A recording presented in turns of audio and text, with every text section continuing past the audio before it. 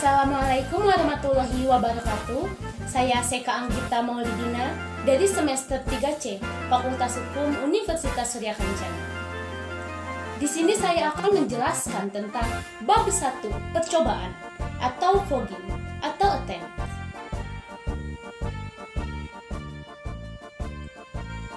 Pengertian dan sifat percobaan. Pengertian atau definisi tentang percobaan tindak pidana tidak diatur dalam KUHP, tetapi dalam KUHP hanya ada batasan yang menentukan kapan ada percobaan dan menentukan syarat-syaratnya saja, yaitu seperti diatur dalam pasal 53 dan 54 KUHP. Pasal 53 KUHP yaitu 1. Mencoba melakukan kejahatan dipidana jika niat untuk itu telah ternyata adanya permulaan pelaksanaan dan tidak selesainya pelaksanaan itu bukan semata-mata disebabkan karena kehendaknya sendiri. 2. Maksimum pidana pokok terhadap kejahatan dalam hal percobaan dapat dikurangi sepertiga. 3. Jika kejahatan diancam dengan pidana mati dan pidana seumur hidup, dijatuhkan pidana penjara paling lama 15 tahun. 4. Pidana tambahan bagi percobaan adalah sama dengan kejahatan. Selesai. Pasal 54 KUHP yaitu mencoba melakukan pelanggaran tindak pidana.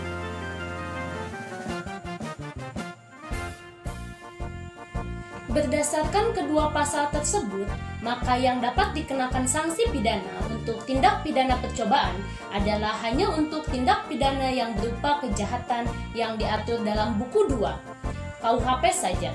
Sedangkan untuk pelanggaran yang diatur dalam buku 3 KUHP tidak dapat dikenakan sanksi pidana.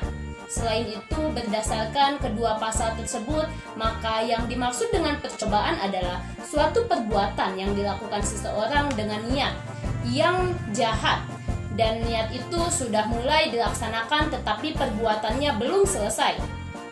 Tidak selesainya perbuatan tersebut bukan karena kehendak dari pelaku.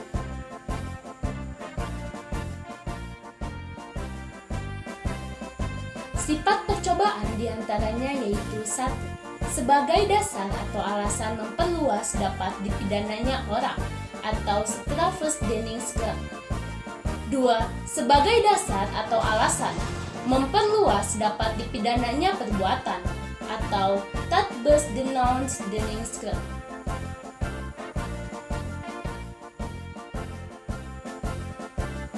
Dasar patut dipidananya percobaan itu terdiri dari 1. Teori subjektif. 2. Teori objektif. Teori ini terdiri dari 1. Teori objektif formil dan 2. Teori objektif material.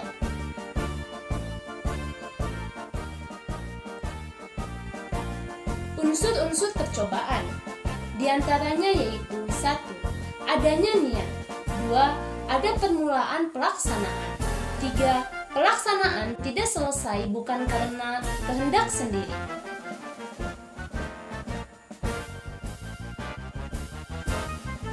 Percobaan di luar KUHP diatur di luar KUHP seperti Undang-Undang Nomor 7 Darurat Tahun 1955 tentang TPE. Kemudian Undang-Undang Nomor 22 Tahun 1997 tentang narkotika, Undang-Undang Tindak Pidana Korupsi, dan lain-lain.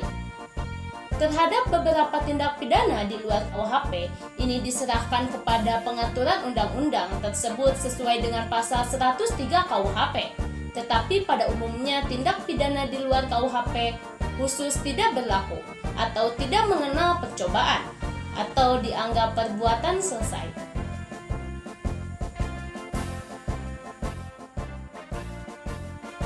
Itulah penjelasan mengenai bab 1, percobaan, fogging atau attempt. Oke, mungkin cukup sekian. Terima kasih banyak. Wassalamualaikum warahmatullahi wabarakatuh.